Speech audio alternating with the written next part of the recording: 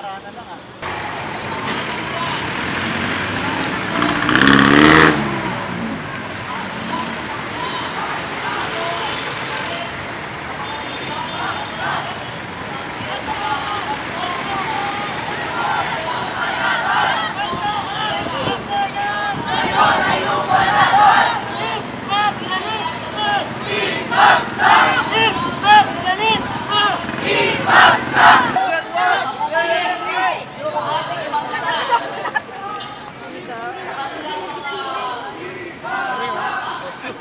Nakaka-frustration na ito.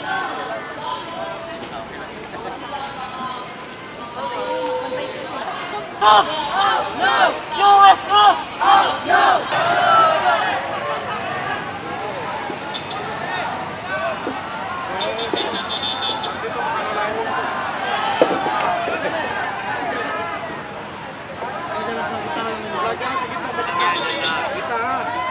Mga kababayan, mga kapatid, ngayong araw ay Filipino-American Friendship Day. Araw daw ng pagkakaibigan. Mainam na itanong natin sa pamahalaan, ano bang klaseng kaibigan? Ito ang pinoprotektahan ng mga pulis sa US Embassy. Ano bang klaseng kaibigan? Itong Estados Unidos sa pamumuno ni Barack Obama. Ito ba'y kaibigang tapat o kaibigang nagsasamantala at nanlalamang?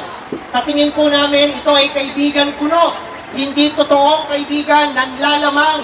Sila po ay nagsasamantala at sila po ay nais po kontrolin ang lahat na lang po sa ating bansa.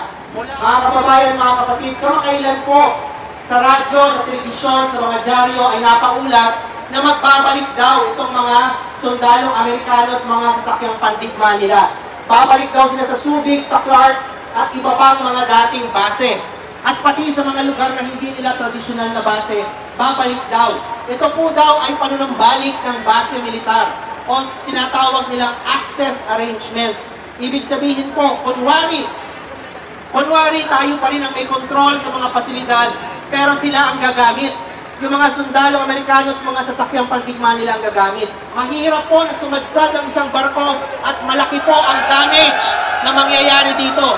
Mahirap po sa mga kababayan natin na masira yung ating kalikasan sa Tubataha. Kung ang mga Pilipino nga hindi pwedeng maglayag dyan sa Tubataha, pero itong mga Amerikano, walang pakialam sa ating mga batas, dire-diretso sila sa Tubataha at sumadsad nga sila doon at nasira nila yung ating likas na yaman. Hanggang ngayon, hindi pa rin ho tayo binabayaran ng mga iyan ni isang kusing para ipaayos yung mga sinira nila.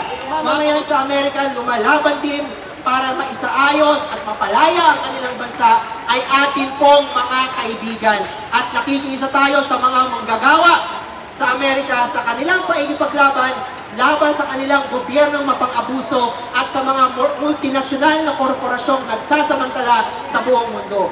Sa partikular po, nais nating magpahayag ng paikipagkaibigan sa isang Amerikano. May isang Amerikano po ngayon na stranded sa isang airport sa Moscow, Russia. Wala po siyang passport dahil kinansila ng US government ang kanyang pasaporte. Ang nag-iisang Amerikano ito na nakastranded sa Moscow airport, ang tanging kasalanan niya ay inilabas niya ang katotohanan doon sa ginagawang paninintik o spying ng Estados Unidos sa buong mundo gamit ang internet. Ang kaibigan po ng mundo, ang kaibigan po ng mamamayang naitibaka ay nagngangalang si Edward Joseph Snowden. Isa pong matapang na kabataan na nagsiwalat ng katotohanan sa pang-aabuso ng Amerika sa internet. Siya po ngayon ay ginigipit. Ang mga bansa po na nagbibigay ng asylum sa kanya o na po konsidera ng asylum sa kanya ay ginigipit din ng Estados Unidos. Wala po siya ngayong pasaporte. Itinakwil na siya ng kanyang sariling bansa. Pero dapat malaman niya na meron pa rin siyang mga kaibigan sa buong mundo at may mga kaibigan siya dito po sa Pilipinas na sumusuporta sa kanyang ipinaglalaban. Mabuhay si Edward Joseph Snowden, mabuhay po ang International Solidarity, ituloy ang laban sa dayuhang pandarambong at panghihimasok sa ating bansa. No to the return of US bases, ibasura ang DFA at Mutual Defense Treaty. Magandang umaga po sa ating lahat. Stop